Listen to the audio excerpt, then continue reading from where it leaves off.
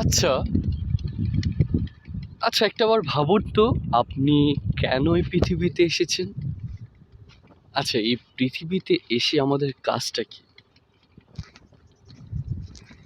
আচ্ছা আমি বলি, এই পৃথিবীতে এসে আমাদের কাজটা হচ্ছে ভালো কাজ করা। ভালো কাজ বলতে কি বোঝায়?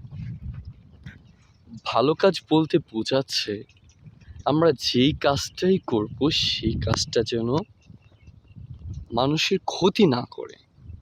পৃথিবীতে কিন্তু সর্বশ্রেষ্ঠ জীব হচ্ছে মানুষ।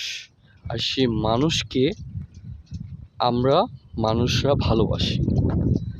আর সেই মানুষকেই আবার আমরা মানুষরা ঘৃণা করি। এখন সেই মানুষের দ্বারা যাতে কোনো ক্ষতি না হয় সেই চিন্তা ভাবনা থেকেই আমাদের ভালোবাসার জন্ম নেয়। তার মানে কি দাঁড়াচ্ছে? অবশ্যই মানুষকে মানুষের ভালোবাসাটাই উচিত। ঘৃণাটা কখন করা উচিত?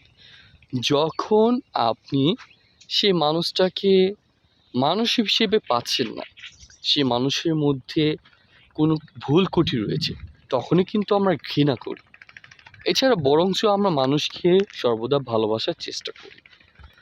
আর এই পৃথিবীতে যে কোনোইভাবে আপনি ধরুন না কেন, আপনি যে ব্যক্তি হন না কেন, যে ধর্মেরই হন না কেন, এই পৃথিবীতে এসেছি আমরা ভালো কাজের জন্য, একটি উদ্দেশ্য।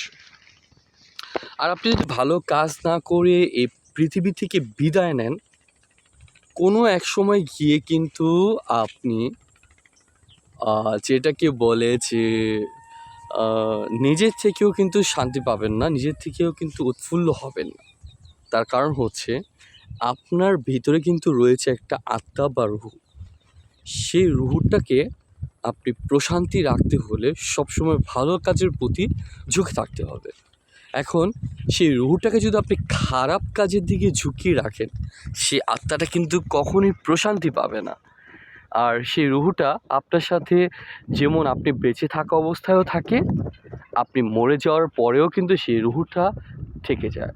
এবং সেই রুহটাকে যদি আপনি ভালো কাজে সর্বদা সন্নিবিষ্ট করতে পারেন, মানে সবসময় ভালো কাজের মধ্যে রাখতে পারেন, তাহলে কিন্তু সেই রুহটা মৃত্যুর পরে গিয়েও প্রশান্তি লাভ করে। তার জন্য মেন উদ্দেশ্য কি? আমাদের এই দুনিয়াতে এসে সর্বদাই ভালো কাজের প্রতি সম্পৃক্ত রাখা এবং মানুষের যাতে কল্যাণ হয় সেই কাজগুলোই নিয়মিত করা। তো বুঝতে পারছেন তো কোথা থেকে কোথায় সংযুক্ত? তো সুতরাং যার জন্য এই পৃথিবীতে আমরা যতদিন বেঁচে থাকি এবং এই পৃথিবীতে যতকাল আমরা যে কাজই করি না কেন, অবশ্যই ভালো কাজের প্রতি সম্পৃক্ত হব, মানুষকে ভালোবাসবো, ভালো কাজের প্রতি উৎসাহিত করব এবং নিজে ভালো থাকবো।